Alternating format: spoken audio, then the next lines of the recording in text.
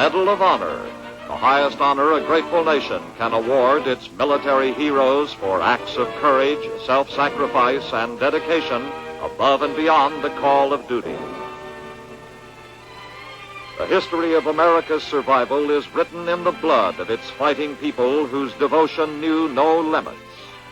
For the past 50 years, fighting men who wore the silver wings came from all over America when their country called. They learned to fly, they learned to fight, and they never flinched from facing combat. Some lived through 2 world wars. Many paid the full price. This is their story.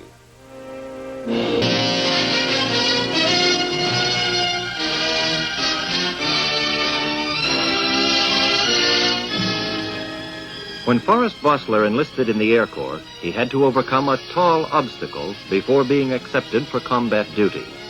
His height was 1 inch above the prescribed height for combat crews.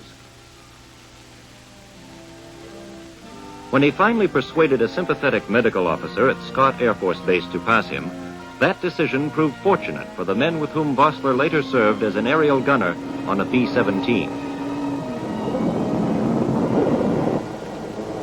It was in the closing months of 1943. The flying fortress on which Vosler served had joined the famous Hell's Angels of the 8th Air Force.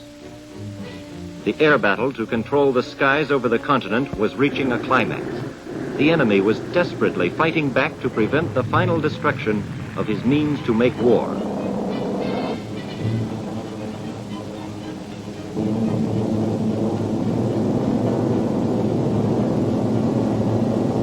Vosler's first mission was to Bremen. The next 2 missions were to Solingen in Germany and a target in occupied France.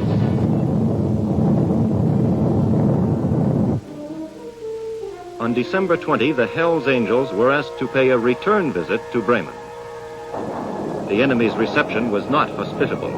Escorting P-38s and P-51s accounted for half a dozen enemy fighters on the way to the target. The mission remained under ferocious attack, coming and going.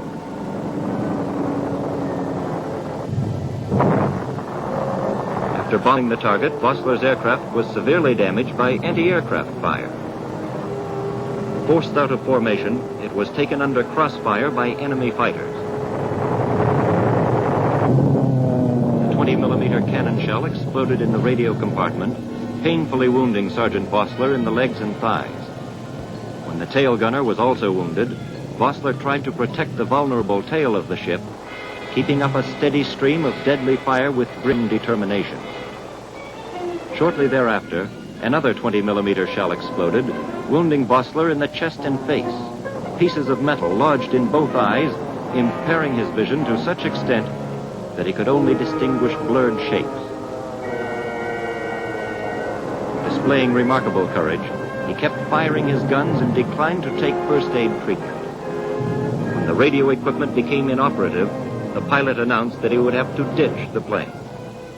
Unable to see, and working by touch alone, Vosler finally got the set operating and sent out distress signals despite several lapses into unconsciousness. When the plane ditched in the North Sea, Sergeant Vosler managed by himself to get on a wing and held the wounded tail gunner from slipping off until other crew members helped them into the dinghy. Sergeant Vosler's distress calls had been received. After several hours floating in the North Sea, he and his fellow crew members were rescued.